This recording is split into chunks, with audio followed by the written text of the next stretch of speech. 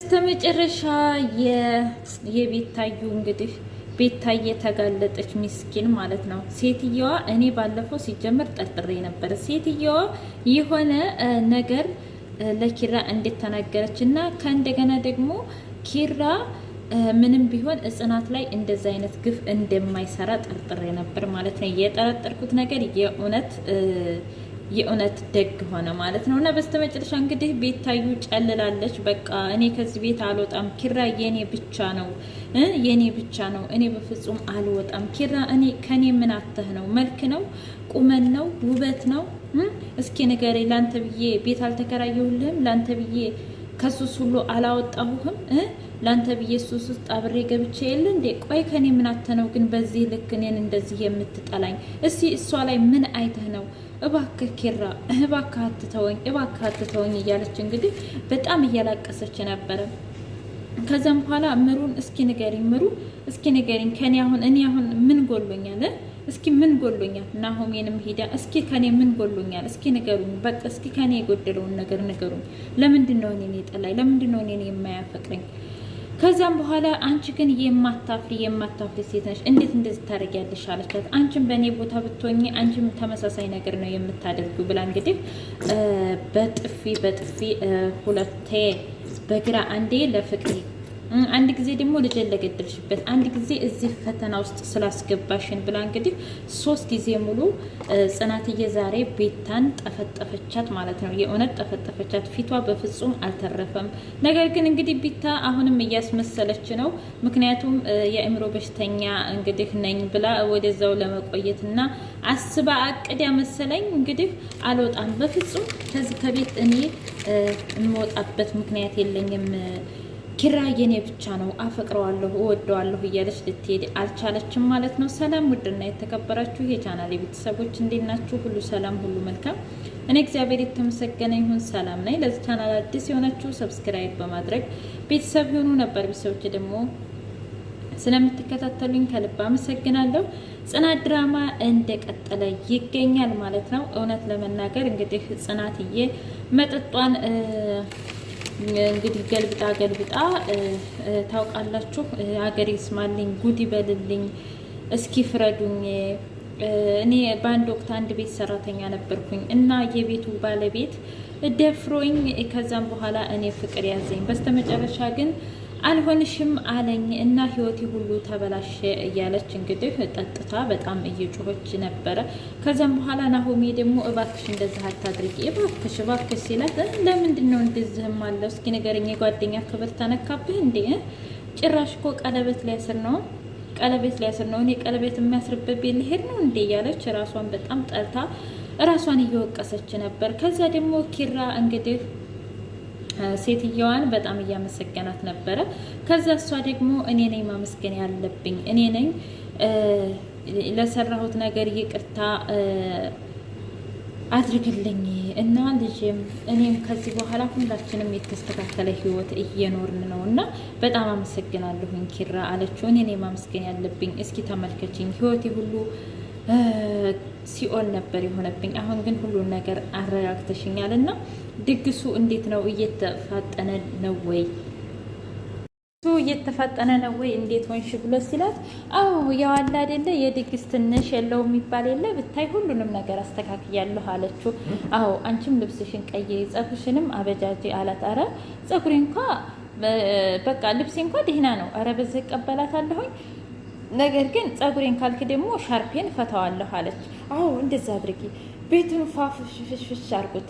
በሌላ በኩል እንግዲህ ኪራ ደውሎ ጽናት የት ነች እያለ ነበረ። ከዛም በኋላ አንተ ምን አገባህ ብሎ ናሆሜ ተናዶ ነበረ። ከዛ ኪራ ጽናት አለችበት መጣ። ኪራ የኔ ሽብላ መጣህ አይደለ? መጣህ ቀለበት ልታስር ነው አንቺ? ቆይ ጽናት እንደዚህ እስከምትሆን ድረስ ለምንድን ነው የጠጣችው? አለ ናሆሜን ማለት ነው። እኔ ምን አቅልሃለሁ? አንተ ነሃ ቀለበት ልታስር መሆኗን እኔ ልንገርህ። ጭራሽ ከጽናት ባልሰማ ኑሮ ጭራሽ እኔ ቤታ ብትለኝ ምንም አላምናትም ነበር። ነገር ግን እኔ ለምንድነው እንደዚህ የምታደርገው?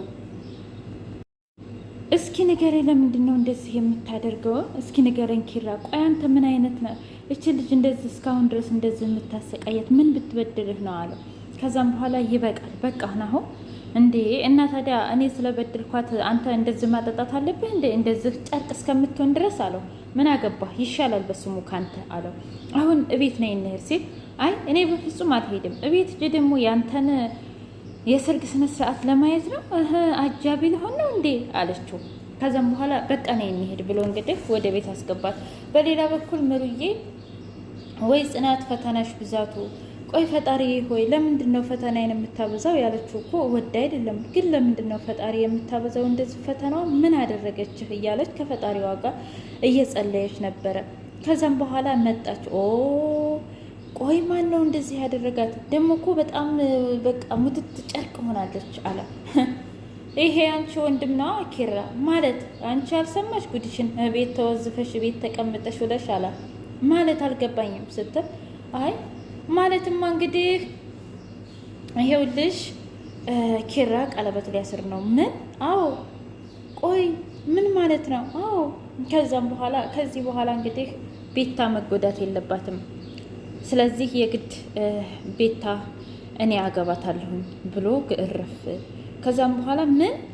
ተረጋጉ። ቆይ አንተ ምን አይነት ሰው ነህ? እኔ ከሐዋሳ ድረስ የመጣሁት አንተን ብዬ አይደለም እንዴ? ጽናትን ብዬ አይደለም?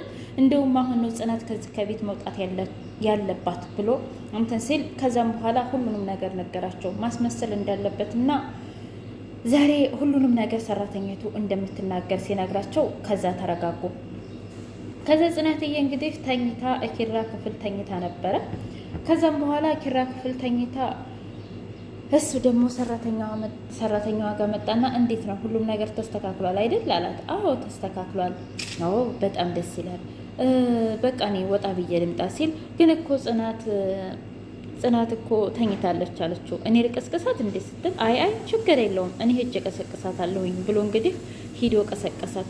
ቆይ ምንድን ነው ራሴን እንደዚህ ያመመኝ ምንም ነው ምናምን አለች። ከዛም በኋላ አይ ምንም አልሆንሽም ማታ ስጠጭ ያድርሽው ምን እንደው ባላቅም ምንም አልሆንሽም። ቆይ ግን ኪራ በሰላም ነው እንደዚህ የምታዋርደኝ? ሲቀጥልስ ደግሞ ለምንድን ነው የምታገባው? ከዛ ሰኒ መጣች። እንዴ ሰኒ ምን ትሰሪያለሽ እዚህ አለች ጽናትዬ። አይ ኪራ ጠርቶኝ ነው። ለድግሱ ጠርቶች ነው ማለት ነው? ምንም እኮ አያስፈልግም ነበር እኛ እንበቃ ነበር አለች። እንግዲህ በስተመጨረሻ እንደዚህ ከሆነ አለች። በቃ አንቺ ቤት ልመለስ ነው ማለት ነው አለቻት። ምን ችግር አለው? ለአንቺ ሁሌም እኮ ክፍት ነው። በቃ አንዳንዴ ጊዜ እንደዚህ ይፈጠራል አለች። ከዛ ሁሉም ተሰበሰቡ። ጽናትዬ ደግሞ ይሄንን አበባ ማፈንዳት ነበረ። ግን ደግሞ ምን ዋጋ አለው ባፈነዳውስ አበባውን እያለች ከራሷ ጋር እየተጣላች ነበረ። ከዛም በኋላ ሁሉም ተሰበሰቡና እንግዲህ እስኪ ሰራተኛይቱን ኪራ ተነሳና ጀምሪ አላት። ከዛም በኋላ ሰራተኛይቱ እኔ በሰው ቤት ብዙ ተለፍቻለሁኝ። ሲቀጥል እኔ አንድ ወቅት ሻይ ቡና እየሰራሁ ነበር። ከዛም በኋላ የልጄን አባት ተዋወቅኩት፣ አረገዝኩኝ፣ ወለድኩኝ። ግን ልጄ በሽተኛ ነበረ። ከዛም በኋላ ቤታ ደግሞ ወደ እሷ ሰፈር ስለነበርኩኝ ምግብ እንዲሁም ደግሞ የተለያዩ ነገሮችን ትሰጠኝ ነበር። በዛ መግባባት ጀመርን። ከዛ ሙሉ ለሙሉ የጽናትን ታሪክ ነገረችኝ። የጽናትን የራሷ ታሪክ አድርጋ እንደነገረችኝ እንትን ስል ተስማማን። እሷ ልጅ ልታሳክምልኝ፣ እኔ ደግሞ ሁሉንም ነገር እየቀረስኩኝ ለወስድ ብላ። ምን? እኔ ገምቼው ነበር አለች። እስኪ ጽናት ተረጋጊ መጀመሪያ እስኪ እንስማው። እሺ ስሜም ደግሞ እንደዚህ አይደለም እከል ያበሉ ነው። ምን? እዩ ብዬሽ ነበር አለች ጽናት። ምንም መረጋጋት የላትም ዛሬ ማለት ነው። ከዛም በኋላ ቆይ እሷ ተጨርስ አለቻት ሰኒ ማለት ነው። እሺ ቀጥይ። ከዛም በኋላ በቃ በዛ አጋጣሚ ነው ቪዲዮውን ቀርጬ ለቤታ ግን ከሆነ ሰዓት በኋላ አንቺም ስታወሪኝ ልጅሽ የሞተብሽ አንቺ እንደሆንሽ እንጂ ቤታ እንዳልሆነች እና ቪዲዮውንም ቀርጬ ከወሰድኩ በኋላ ቤታ የምታሳየኝ አስተያየት የምትናገረኝ ንግግር በጣም መጥፎና ልብ የሚሰብር ነገር ነው እና አንቺ ጥሩ ልጅ እንደሆንሽ ቤታ ደግሞ መጥፎ ልጅ እንደሆነች ይህን ሁሉ ሴራ ቤታ ራሷ ሴራውን እየሰራች ነው እንጂ እናንተ ምንም እንዳልሆናችሁ ሳቅና ይሄን ሁሉ ለኪራ ነግሬው ልጄንም ስላሳከመልኝ እንዲሁም ደግሞ ለልጄ ብዙ ነገር ስላደረገልኝ ይሄንን ለመናገር ነው እና በጣም ይቅርታ ብላ እግሯ ስር ወደቀች ማለት ነው። ምንም ችግር የለውም ነገር ግን እንዴት በዚህ ልክ እያለች ጽናትዬ በጣም ቆጫት። ከዛም በኋላ ኪራ ተነሳና ጽናት እኔ ከዚህ በኋላ ለአንቺ ብዬ እንጂ ቤታን እንደምታስቢው አፍቅሪያት ወይም ደግሞ እንደምታስቢው አብሬያት ልኖር ፈልጌ አይደለም፣ ይሄን ሁሉ ያደረግኩት ላንቺ ስል ነው አላት። በጣም ደነገጠች ጽናት። ከዛም በኋላ እንግዲህ ቤታን በጥፊ ልሳ ልሳ ልሳ እስከሚጠግባት ቤታ እንግዲህ ጨልላለች። እውነት በቀጣይ